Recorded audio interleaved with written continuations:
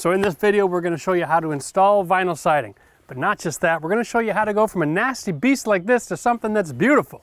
So if you're like me and you're fixing up an old house, vinyl siding is really kind of a labor of love. Step number one, you've got to remove everything right back to the original skin of the house.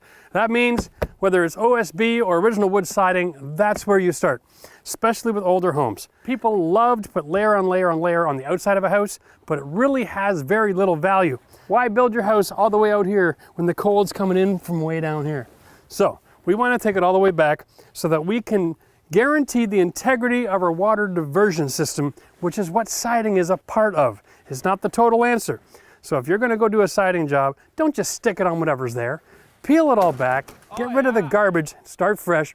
That way you can be sure that you're going to be able to control the air and the moisture and the rodents and have a successful finish. So in our plan, we're going to remove this door because we added another door around the corner. This is the windy side of the house. And so by changing the entrance to the other side, it'll save a lot of money on heating costs. So just so you know, we're going to have to frame this up, close it up, and extend the skin, make it nice and flush. This old window here, we have to remove all this frame as well, and then reframe it inside the existing wall so we can finish off with our skin flush with the original wood. It'll take a little extra work, but it's going to be so worth it. Oh yeah. Oh, okay. That's good for the soul. Woo. So what I'm doing here is I'm taking the material that I'm using to sheathe over the hole, added it to my lumber for my backing. So now that I've screwed it on, I can just move this around until this is nice and flush with the surface that I'm gonna be putting my house wrap over, and then I can screw it in. And this is a process you can use. So now I can come back when I'm all done framing this hole out, and I can attach my sheathing right to this board, knowing it's gonna be perfectly flush with the rest of the building. That's money in the bank. So you might be asking yourself, why are you doing all of this on a video of how to do vinyl siding? Well, the reality is there's a lot of people in a lot of different kind of homes. So if we start from the beginning on the worst possible scenario, then everybody has the answer to their question. So one of the benefits, or should I say drawbacks of balloon frame construction, is every time somebody takes the window from here and covers it up and puts a window in over there and then covers it up and puts another window over here, they keep cutting through the vertical supports of the house. So from here all the way over, all these supports have been cut through and replaced with just little bits of pieces of framing. Now, this wall is actually starting to bow outwards. So that's a really good thing for me. So what I'm going to do is I'm going to go back to the inside, get some 6-inch structural screws, go right through the side of my staircase and pull it all back tight together. I'm glad I found this when I did. At least I can fix it. So when you're dealing with a situation like this, you're looking for two things. One, you want to create a surface, a nailing surface for your new skin on the building to go flush. The second is you want to have some structure in the wall so that you can insulate properly. So as you can see, we're going to just put a couple of horizontal pieces in here that we can put a bat of insulation in each one of those little segments. That'll hold it all together while we put the skin on. It's easier for us to go horizontal here because there's actually wood in the wall for us to attach to. The top and the bottom don't have a lot of integrity left.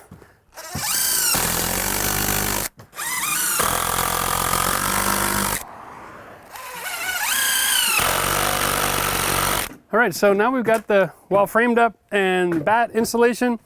I've also used a little bit of spray foam in all the corners and little weird spots just to make sure I got a good seal.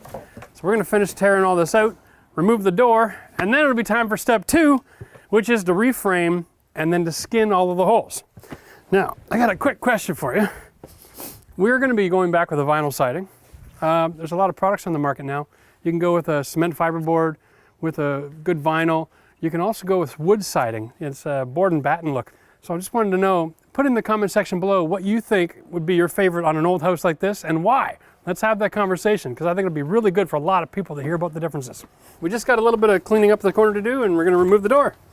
So really that should be as simple as just taking out the hinges. You know, don't get all dramatic with the sledgehammer. Start at the bottom, work the way to the top. The last screw will hold, the door will swing, the weight will sit on that corner on the floor. Nice and simple. Look at that. Mm-hmm. Security screws.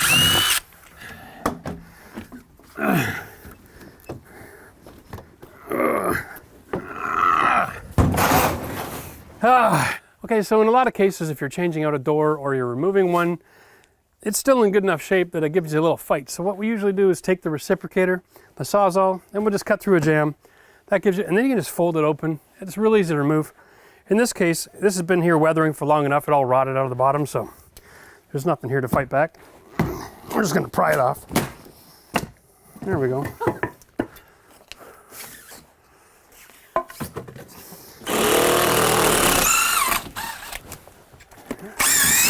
Not sure why they needed 2 different screws, but well, the rain's coming. Looks like I got about 20 minutes. So forgive me if I lose the tutorial. Just work like the wind. Even when you're in a hurry, you got to make sure it's right. Here we go.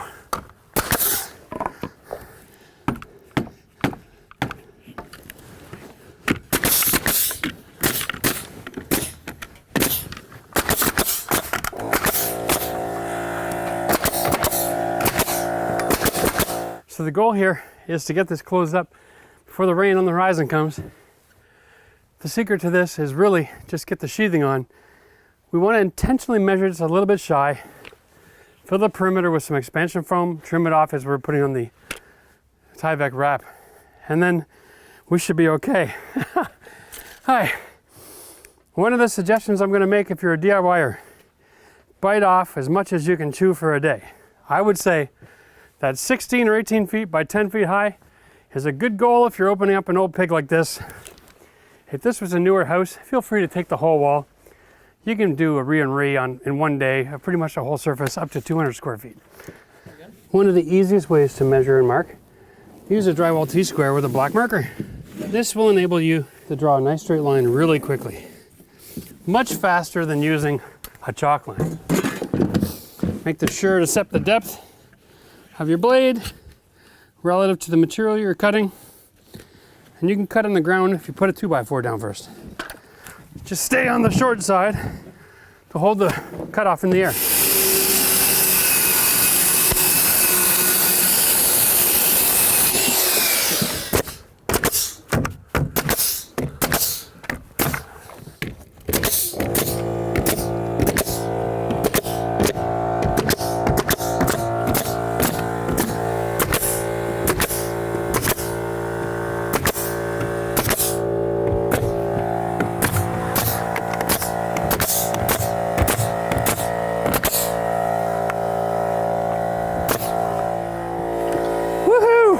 Framing's done. So what we're doing now is adding a bead of expansion foam, because old houses, new wood, sheathing, nothing's going to close up nice, and you want a nice air barrier. So this is a great time to guarantee that an expansion foam will fill all those gaps. So this is just for good measure. Not something you do in a new house, but when you're old and new like this combined, man, it is just nice to put that extra 5 minutes into the project. Make sure that everything is sealed up nice and tight. Cool thing about this gun is the cans that twist on top, although they look the same size as the single use, they actually hold 5 times as much material.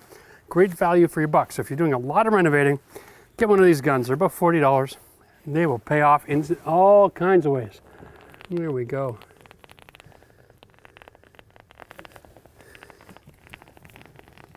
Sometimes the most important parts of the house are ones you don't see. Don't be afraid to get on your hands and knees and really make sure things are sealed up right.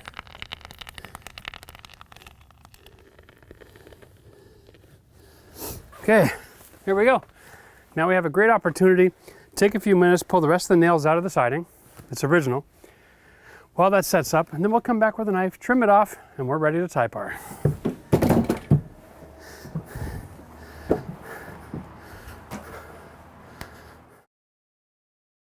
Step number 3 is to weatherproof the building, not waterproof. Now this is really interesting because there's a lot of conflicting information out there and people using the wrong terms. When you're putting a Tyvek or a Typar or an exterior barrier on the house, most cases it's a perforated kind of plastic paper. The goal of this paper is not to waterproof your exterior of the house like a membrane you'd roll on in a shower. this goal is to weatherproof. Now it goes behind the physical barrier of the rain, the sleet, the hail, which would be your siding. And what it is, it's designed temporarily during construction to keep the structure dry, but it's designed long term to keep the wind driving rains from penetrating through the paper into the house building. Now, the bottom line is, it's not a waterproofing barrier, it's part of the water diversion system. Hell, even the roof isn't a waterproofing system, it's a water diversion system. If you live in the north, you'd know you get ice buildup. That ice goes crawling up underneath behind the shingles. It will penetrate the roof when it thaws. It's not waterproof. It's only designed to shed water off the building if it continues to travel in the right direction. Same thing with this material. If the wind drives the rain up in behind the siding somehow, that will help it to be deflected down the wall and then out at the bottom. So, when you're hearing and you're thinking about waterproofing versus water deflection versus water diversion systems, the reality is this. We're not trying to waterproof the house. We're trying to weatherproof the house. If the structure behind all of this system gets a little damp on occasion due to extreme weather, that's okay. It will dissipate and dry out and everything will be fine. I'm liking this right here. If you want to really stretch that out, go like 4 or 5 feet or something. We'll see how it works. Okay, that's good. I'm liking that. Okay.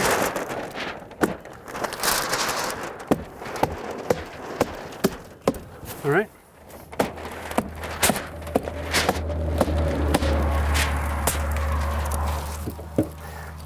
Very good. 1 second. Let me catch up here.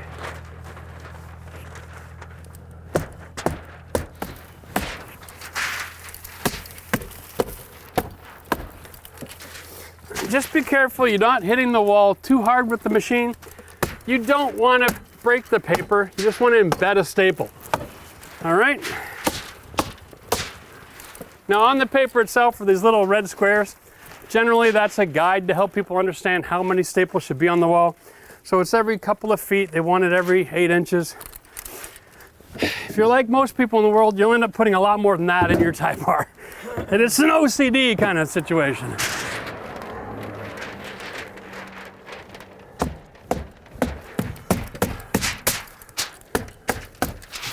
I want to go about 6 inches past the corner. Now, depending on the environment that you're working in, first of all, there is nothing wrong with having overlap on this kind of material.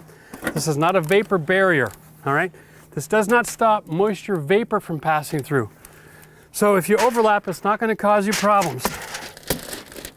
But we wanted to have a little bit extra to come around the corner, just so that when we do the other side, we have a nice, easy seal.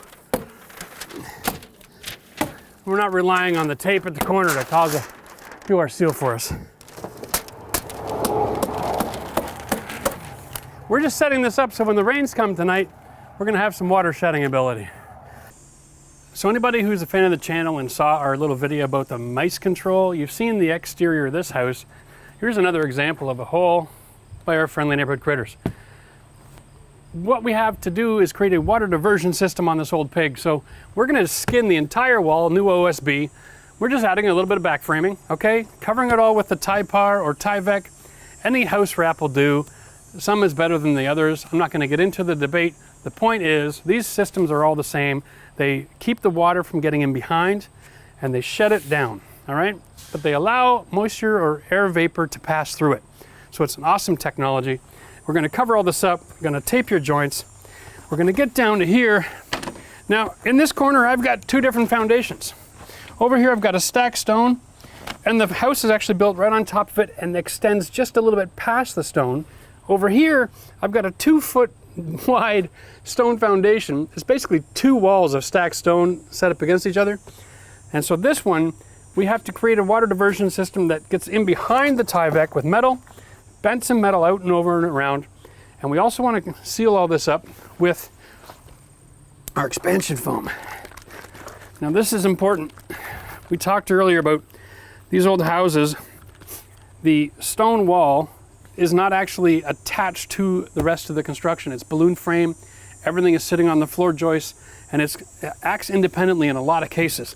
So when you get to here, you want to use a little bit of this foam all across the joint.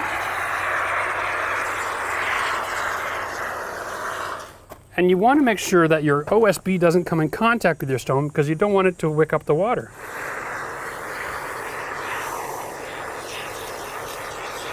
And right here, Max, there's a huge gap here. We want to be sure to fill that gap with the expansion foam, especially tight there. Now I'm going to foam the rest of this, and then we'll show you the next part of the diversion system, which is our flashing. Now we've got our metal that we have bent. Now here we go. We're going to just set this in position right into the foam. Okay.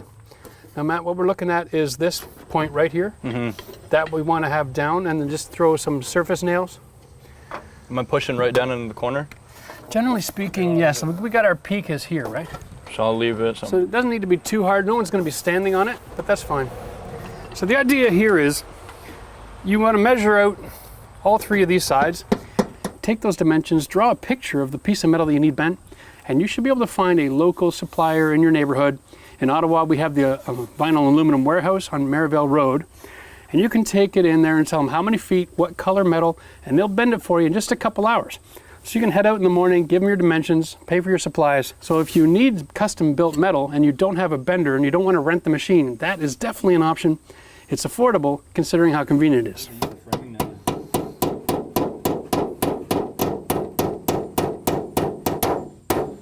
This is really starting to look bad. So my favorite system for putting in a nail is to hold the nail in between your fingers, all right? Not with your fingers. This way, in between your fingers. Put the nail where you need it, put your fingers up against the board, and that'll keep the tip still, and then you can give it a good whack. And then if you drive too hard, you're hitting the soft tissue of your hand that isn't going to get bruised and dented or injured. All right? That way you can give it a good shot, you can penetrate the steel.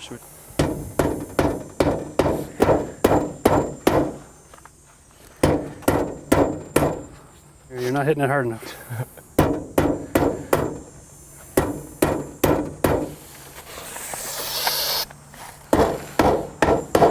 Boom. So here we can show you another trick. When you're sitting down like that, you've got to hold the nail on an angle, so just about a 5 degree. Okay. Not bad for a guy who only does this once every 5 years. Eh? Oh, I mean, when you're I guess when you were my age, you guys didn't have air nailers, eh? No, we all had to know how to use skills. No, wait. You need an angle here. There's my angle. There's your angle. Now hit the damn thing. There you go. Now you are a freaking nailing machine. Loving it. So now that we have that in place, the diversion system will work like this. Now, on this side, we're going to fold this over, trim back a little bit of this, tape it to the metal. I like to have a nice seal right to my waterproof system, which is the aluminum. Over here, we're doing a little different. We're going to install our starter strip, okay, the same height as the other side, and we'll have our paper extending past it, and then afterwards, we're going to cut our cement board underneath the paper, install it up against the wood, and that'll give us our vinyl siding. Will finish looking something like this, okay, over top of the cement board, and then we're going to be able to come along later and parge this and integrate that parging right into the stone all around the house. It's a lot of work, but getting an old 1880s house to look like a new house takes a lot of work. All right, so let's get this down here first, and then we can get on with getting our starter strip installed.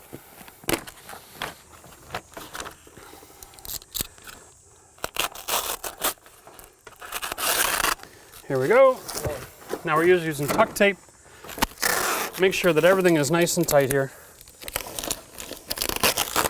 Tape it to the back of the wall so that when you're finished, you aren't going to see it. All right, important to integrate one side to the next. If you don't have anything that'll do that, then just use a little bit of tape. It's funny because you'll always have damage caused your building where your weak spot is. So if you've got a weak spot in your Typar or your Tyvek, make sure you fix it.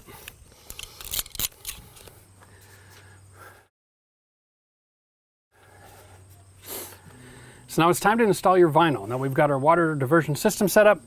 We have to now figure out where we're going to start. In most cases, homes are already built pretty level. And so if you're putting vinyl on a newer build, you won't have a problem. On an old house like this though, everything is sunk and moved around over time. So you need to establish where the most critical point is that you need to have the finished product established. And that's generally the front door. Okay, so where your front door is, which is right here, is where you want to establish your full pieces. Okay, so that when your siding is installed, it looks very intentional. Now everything from this point under is going to be cement board and parging. So that is a natural transition, and that is why we want to have this hanging down just a little bit past the cement board. In this case, the cement board comes up to here, and that is going to work perfectly, okay? So we have a product called J-Trim, and this is like the workhorse of a vinyl siding system. This can go on the sides, across the top, underneath things, wrap your windows, your doors. You can put it up against your soffit so that your siding can finish up inside of it, and it'll hold everything together. It's a decorative detailed trim that does all of the work on any of your vertical or horizontal surfaces. So the way you install your J-Trim, and I'm going to give you a little secret here because this can be really quite tricky. It has to be nailed, and these nailing flanges come already spaced out. And you don't need a nail in every one of these gaps, okay? It's just on a cutting wheel at the factory. Usually you'll find that every 12 to 16 inches is more than enough. And because these things all expand and contract, you want to have your nail sort of in the middle, okay? So get your nail going. Now, in order to drive that nail deep, if you're good with a hammer, you can just line up and whack it. But if you're not, you're going to hit the vinyl and you're going to break your trim. That's expensive. So if you set up your hammer, put the butt of your hammer on the wall, and you hold it on the wall and give it a swing, you'll be able to knock it in without damaging your trim. Here we go. Put it up, back it off, give it a good shot. Nice and simple. That is a great way for someone who's not comfortable with a hammer to be able to install this trim. Of course, if you are comfortable with it, you want to just give it a couple of shots, you're okay. Now, this gap that's left here, we're going to use a polyurethane caulking to seal this up. It'll bond the brick mold to the siding trim, and it'll guarantee that weather's probably 5 to 10 years, depending on the sun and the heat conditions. Okay, so the other two major trim pieces that you're going to need on a job is an inside corner for such situations like this, right? So make sure you have your house wrap going all the way around, and you can install that one and nail it in the corner as well. And then you have the outside corner, same thing. It has a nailing flange on each side, and that'll sit on the outside corner, and it has a really nice deep groove here to receive the siding, okay? So all of these components should be installed, but before you can do it, you've got to level off your starting strip, especially in an old house, okay? It's kind of like tiling. You want to map everything out first and make sure you got a good solid plan. Putting this in position and nailing it all in and not knowing where your starting strip is can be a real hazard, because if it's too low, it looks stupid. You want to cut it off. It's hard to do that nice. If it's too high, then you're going to look really stupid because you're going to have a huge gap missing at the corner. So let's get the laser level out, and we were going to mark off our laser line first so that we can install our starter strip and know exactly where all these components go. What I've done is I've set up my laser level with a nice horizontal line, and this is my starting strip. And the idea here is this gets nailed to the wall, this flange piece sticks out, and your siding, your first piece, will get clipped onto there, and then you nail that in. And all this piece does is it establishes a nice level line, okay? So this will go in here to the top of my mark, and I can install this strip. It goes inside my trims, and then when the siding goes on, clip, good to go. So if you take out a laser line and you make your mark on your wall, quick little line like this where your marks are, then you can easily nail these in place. You do this all around the property, and we'll just reposition this over and over and over again and continue this line right to the outside corner, and then we'll have everything mapped out and we'll be ready to roll. So my starting strip is actually going to be lower than the inside corner. So my inside corner, if I wanted to make it look really pretty, I want to make a little modification to it. Okay, so here's my inside corner. And I've got two different diversion systems meeting up in that corner. I don't have a metal flange coming out to overlap that I can caulk. So my inside corner is actually the weak spot in the house. So if you can think about it The siding system takes the initial part of the rainstorm, collects it, it can travel to the side. This corner actually keeps all that water from going behind and sends it straight down right to my weak spot. This is my challenge. So what I want to do is actually take some J-trim and combine it with the inside corner to create a diversion so that it has a place to run out. So what I'm going to do is I am going to modify this for the angle. This is going to be a little strange. I don't even know how to explain all this, but I want this part to go in behind, inside the trim here, inside my trib edge, okay? I want this part to go in behind the corner, and I want to create a system here. All right, now I can just throw a little bit of this on here, and I can make my outside corner nice and secure. Okay, that's gonna work good. So I'll just demonstrate it here before I stick it on. So now my inside corner is gonna go in behind it and up inside of it. Okay, into the corner.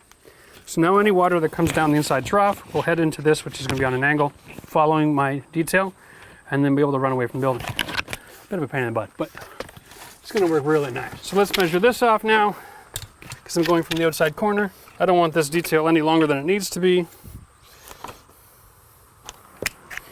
We'll match that angle. By the way, if you're gonna work with this kind of stuff, you need a good pair of Weiss snips. There's a few different models out there. I like these because they keep my hands away from it. They're very good for metal too. All right, now we've got our system. Whew, all that's left for me to do now is to nail this bad boy in place. Okay, Maddie, you're up.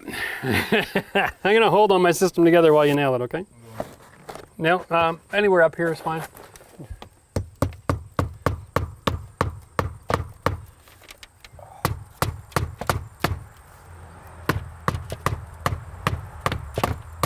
Thank you, we're good.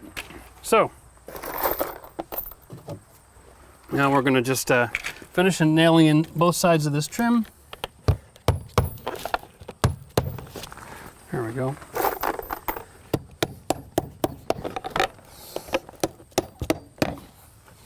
We have our level line. We got our corner. We got our starting strip. That's making positive contact in the corner. You want to make sure you leave lots of room for your siding to install without any difficulty. Here we go.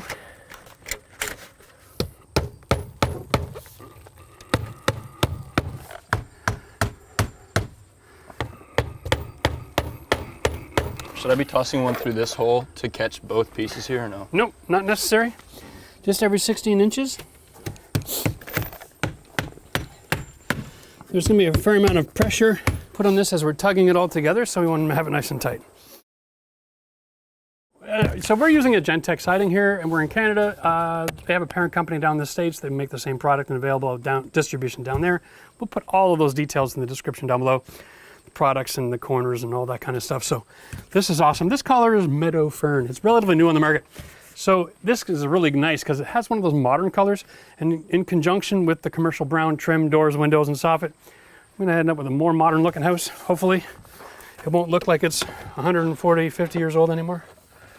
Now, when you're cutting this stuff to measure, the goal is actually, boom, done. The goal in the summertime when you're cutting is to cut it pretty much from the full interior to the full interior, okay? Now vinyl siding has this really awesome ability to expand and contract a lot. So in the wintertime, it's gonna shrink, probably over 12 feet, between 1/2 and 1 inch. I know it seems like a lot. So if we use the 1/2 inch rule as the rule, and we put our nail in their siding, there's two things you need to know. One, in the summertime, install snug.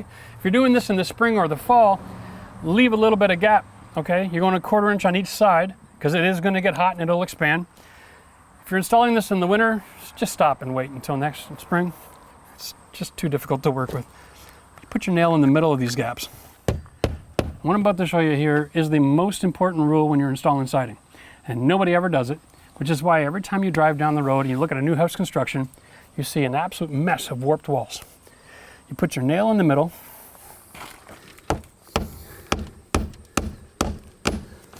and you don't attach it too snug, okay?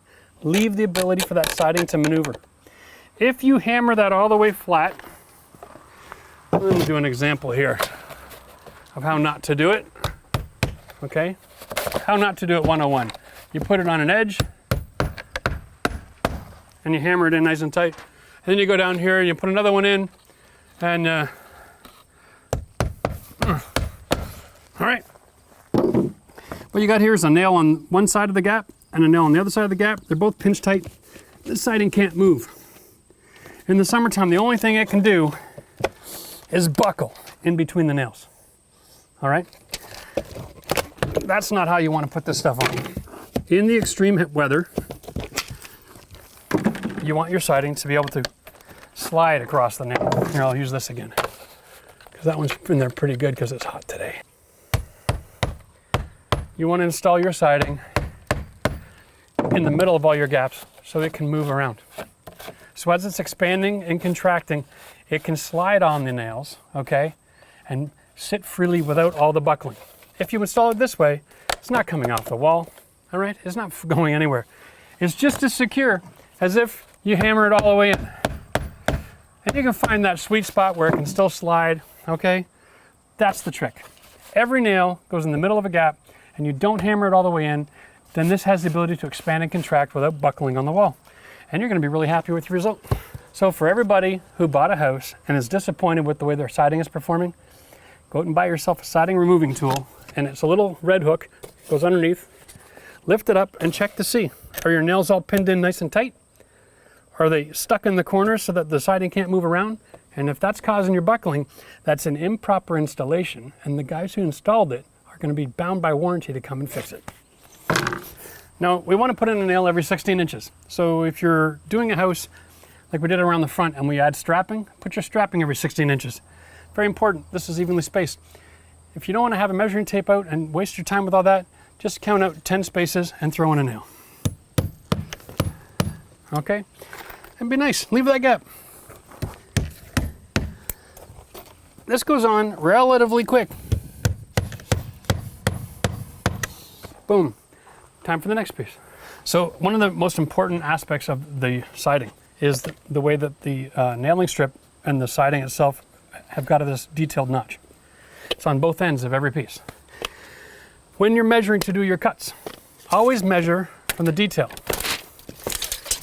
okay, over to where your gap is. So most measuring tapes will fit inside of the J-trim, and you'll measure right all the way over there. This is 26 1/4 to this detail. And then when you're measuring your piece of siding, measure from the detail, 26 1/4. Bum, bum, bum. Make my mark. All right, now, if you want to be just kind to yourself, you can take 1/8 of an inch off. Guaranteed that everything's going to fit without any issues. That is very cool. Okay, so for cutting vinyl siding, the best system I've ever come across is just get a 12-inch square. This is wider than this material. So you can take that little notch that you made, and you can just throw a quick line on your siding, okay? Now you know where your cut line is, and of course your angle grinder. And we've tried chop saws, sliding saws, different kinds of snips, but nothing beats the speed of an angle grinder.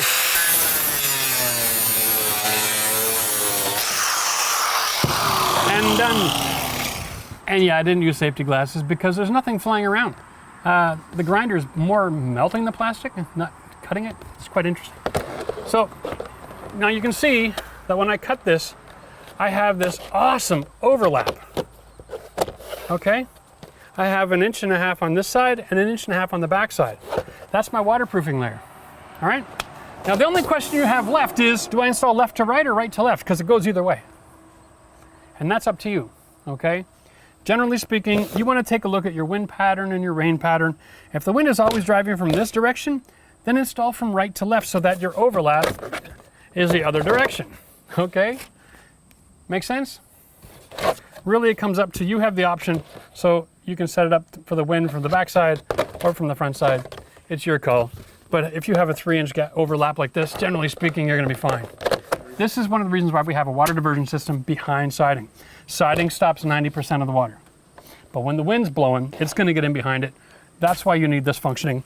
That's why your details and how it ties together with all your deflection system is so important. Do not cut corners on there just because no one's gonna see it. This works great. This will keep your house from rotting, okay?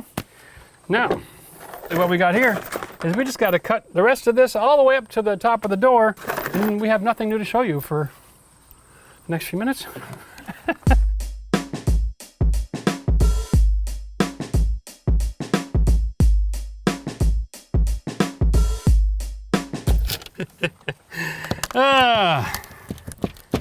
So one of the other benefits of leaving your nails raised a little bit is if you make a mistake, you can pull your siding off with relative ease.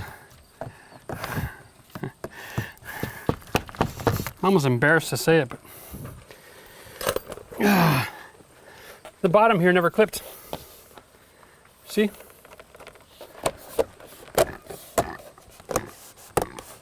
There, now it's snapped in.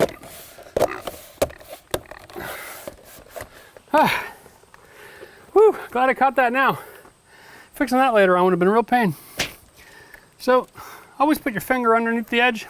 I'm so busy teaching, I forget some of the simple stuff sometimes.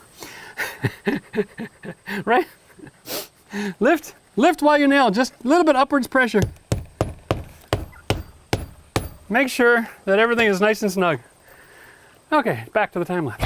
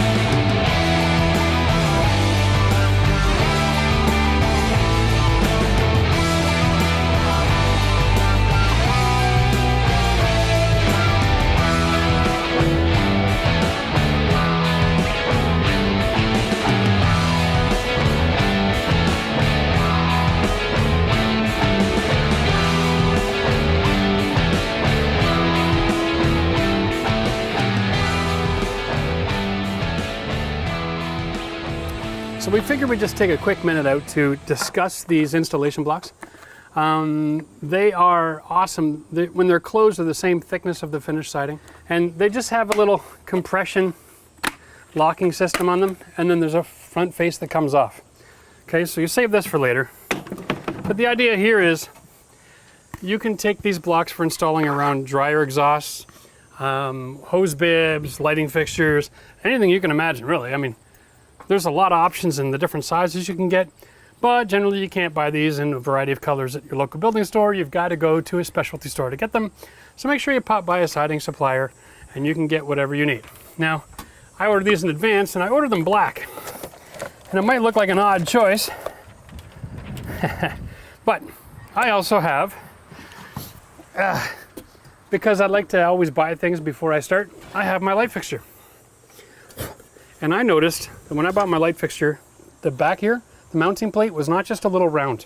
It is a massive, detailed shape, and I needed a large rectangle so that when I mounted it on there, you can see that that's gonna look rather sexy. Okay, so the secret here is mount your box right in the middle. Okay, and I have lots of position to do that.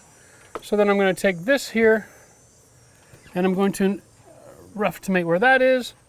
I'm going to trace out my line a little bit with my pencil. There we go. That's all I need to know. Time to cut the hole with the grinder. Now the idea here is this rectangle is much bigger than I need. I only need to expose the pan box. So what I want to have is I want a nice rigid overlap. This is a stronger product than the siding itself. So this is why it's a mounting block. I can attach a fixture to this, screw it to my mounting plate attached to the wall, and put all the compression strength I want on the surface of this, as long as I don't cut the hole too big. So,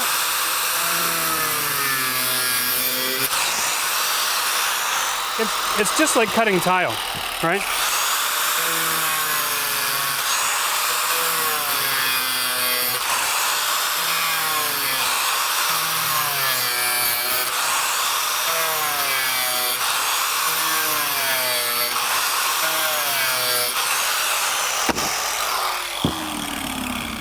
We're all done. Hoorah. When I go and I stick my plate over top of that and I mount it to the wall, you'll see nothing is showing. I can even finish off there with a little bit of a black polyurethane caulking, make sure everything will be perfect. Now we chose that light actually because we did a poll and we asked everybody if they thought rustic or modern. So we got a bit of both. It's a bit of an antique style, but we're going with LED lighting. It has a really cool blown air bubble in the glass feature, so it'll give us some really cool light. If you remember way back to the beginning, I did a video on installing these light fixtures, bringing the power out here. We have got both of these boxes leveled off. And so if I install the siding level and I install the boxes level and I install these level, all in the same line, we should have a pretty sexy looking exterior of the house here. Okay, so what I want is right there. And for good measure, as the older I get, the less I trust my eyes. Yeah, good reason too. Look at that. I was way out. Okay.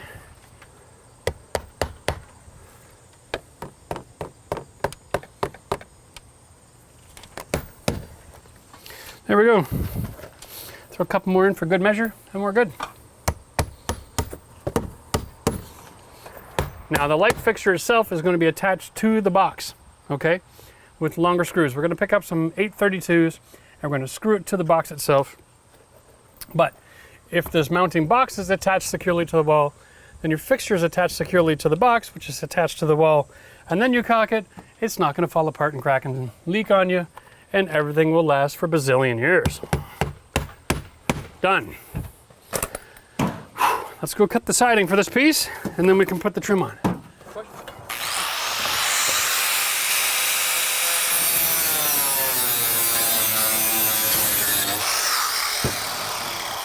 Okay, so here's the trick. Max wanted to know if there was a trick for this, and there is. Lay it in front, and you just see in your line here, and you're gonna just, right where the middle is, and you're gonna draw this a little bit wider than the box. That's the box there. You want to add an extra eighth to it, okay? The finish trim has a detail on the inside. And this piece right here should get pushed all the way in past the siding to the box itself, okay? So if you cut it too tight, you're going to restrict this and it's going to sit proud. So make sure you cut just a little bit wider. Trust the 3/4 inch trim here to cover the gap and make it look pretty. And then start over here. Okay, and you can double check your measurements down here like this. Eyeball it. It's just like doing tile. All right, snap that in. You've got these details in the profile here. So I'm going about a ½ inch below that ridge. Okay, so that's my cut line here. And I'm going about, set my finger here with my pencil, and I'm going to scribe over. Boom. That's where I'm going to cut. When you're measuring something like this, if you're not comfortable with it, you can always use a measuring tape. All right, and it's always better to cut it a little bit smaller than you want. That way you can make minor adjustments after the fact, no problem at all. So I made my marks with a pencil. I'm going to cut inside the pencil on purpose, just so I have flexibility.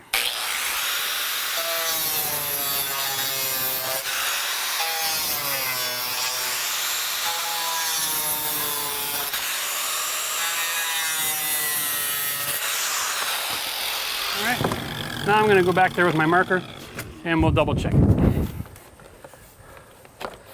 Now, here we go. That's awesome. Well, that's actually going to be behind the trim this time. And this is permanent marker, so be careful. All right, so I'm not high enough. My side here is good. And I can meet the middle good, so I just want to come there. There we go. Heard a lot of people over the years say measure twice and cut once. Truth is, when you're on a job and you don't have a comfort factor, or you're doing something for the first time, cut twice. Cut small the first time, confirm exactly what you're doing, and then cut it right the second time. Safer.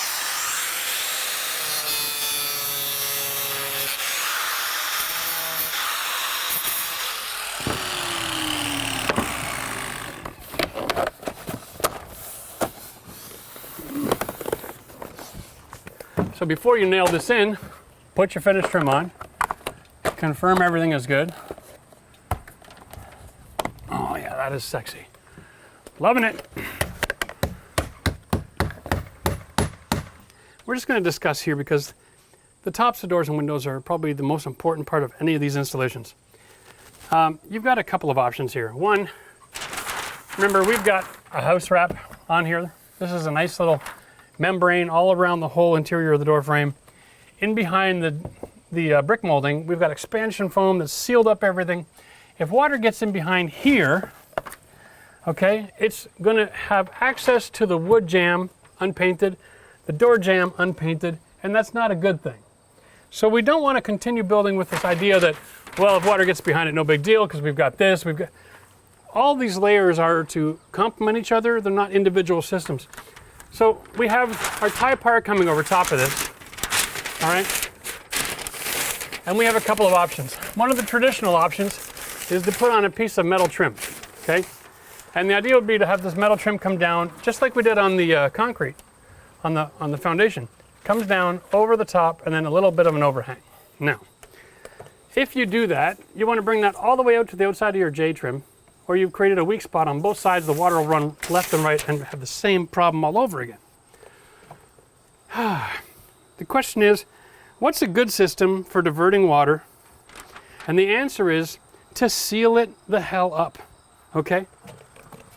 I'm going to show you how to use this regular J-trim here now to seal this up and create a perfect water diversion, all right, a perfect water diversion that is going to leave your door completely dry.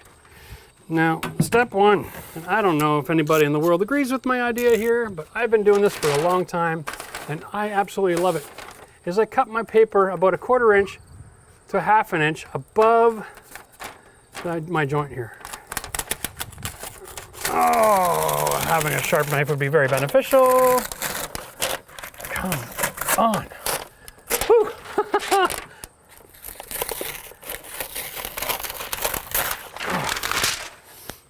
Yeah, for anyone who thinks that's just paper, forget it. That's seriously woven plastic or nylon. I don't know what it is, but that stuff works. Secondly, grab your J-trim. Measure from the outside corner to the outside corner. Mark it, and then cut it. Now here's the secret. If you snip 3/4 of an inch off the bottom,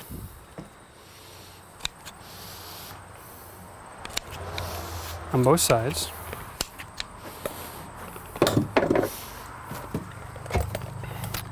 and then you bend them down, you create a perfect catch for the other trim. There we go. And there we go. Okay. Now we're going to nail that onto the wall.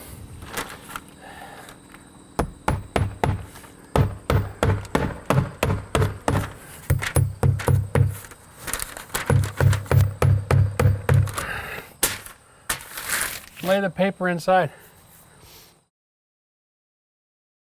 Let's just think about water. It's windy, it gets in behind the siding, it's running down this paper, okay? And then it hits that trough. It has to go left or right. It'll go over, behind this, and all the way down. All we have to do to help make sure that everything goes where it's supposed to go is get our tuck tape in behind here, right to that corner, and tape that on the 45.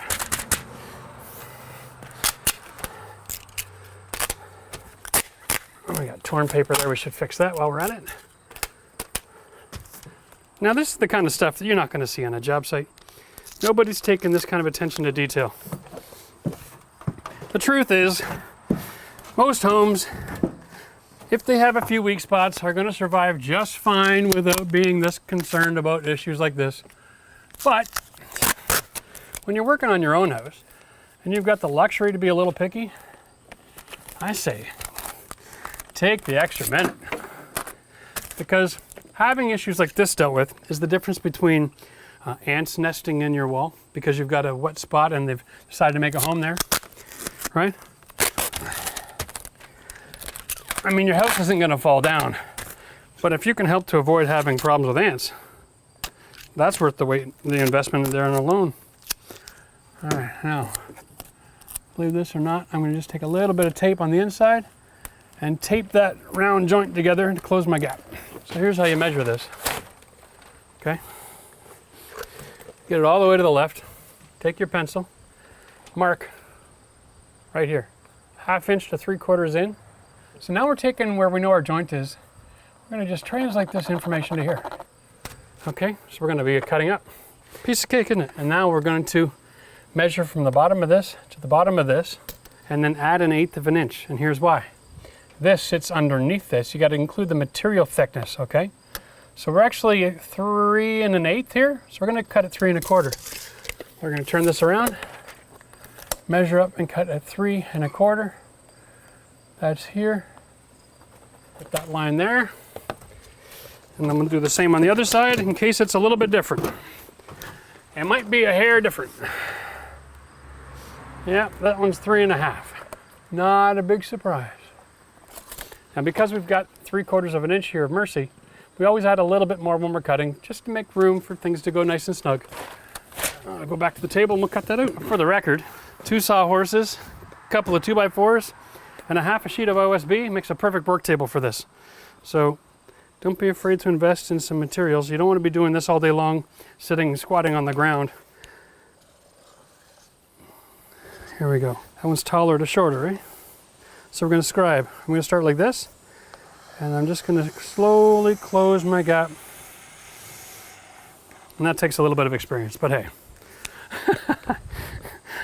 Gotta be able to do something once in a while that makes people go, wow, Max?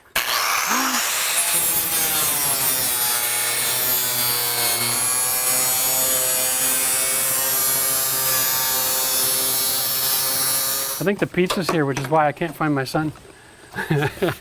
Must be lunchtime. All right. Now, you're gonna find that if you start up top, there we go, that's all good, that's all good. We're gonna slowly slide it down, okay? That puts you in control. And then you can push it lower than you need it. Get it underneath your edge. All right, this way nothing is gonna fall and break and bend in half because it's all in the track system. Okay, there we go. Now, make sure that we snapped it all in place. So we're just gonna recap real quick. We showed you how to go around doors. Windows are exactly the same. The only difference is you do all 4 sides, okay? And the truth is, you can extend a little bit past the bottom on a window, and you can cut your J-trim on a 45-degree angle just to give it another overlap there. Sometimes it looks bad, but usually on windows it's a good look. Outside corners, inside corners, how to measure. Always measure, we're going left to right from your detail, not from your trim, or not from the edge. That will help make sure that everything gets fit with an overlap. And then when you get to the top, you're gonna need more J-trim, same material. Put it all across your soffit, okay? The last piece of siding most likely is not gonna fit in perfectly just like this, all right? You're gonna have to cut it at some point. So the detail, you can see, is wide and then narrow. If you go to the end, it's narrow. If you cut it in the middle, it's gonna be thin, and then it's gonna slap around a little bit, all right? So what you do is, if you're gonna cut it, cut your detail off, all right? And then nail this upside down against your J-trim. So I'm just gonna pretend I've got this is my ceiling height. And I'm going to install this real quick just to show you a little trick. Unfortunately for us, we have weather moving in, so we don't have enough time to finish the whole project, so I'm going to show you how we do it. So if your trim is finishing at your ceiling like this, it's fine. It's not too bad. If it's finishing like this, there's a lot of movement. You run the risk of this actually popping out in the bad windstorm. So what you can do is, because in order to have this cut, you've got to cut this piece off, right? Take the cutoff piece, invert it, and then nail this in the wall.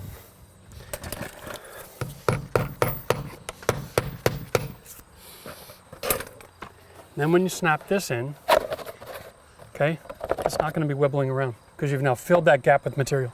Piece of cake. It's the offcut, you stick it in behind.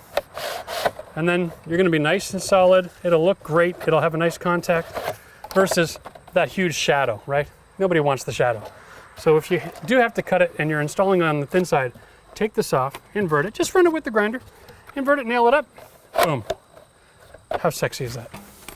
All right, now listen, if you're doing these kind of DIY projects at home and you're feeling confident because of the videos are helping you and you're not exactly sure if you're gonna be able to tackle it, yes, you can, all right? And if you need extra help, then just hit the join button, become a member.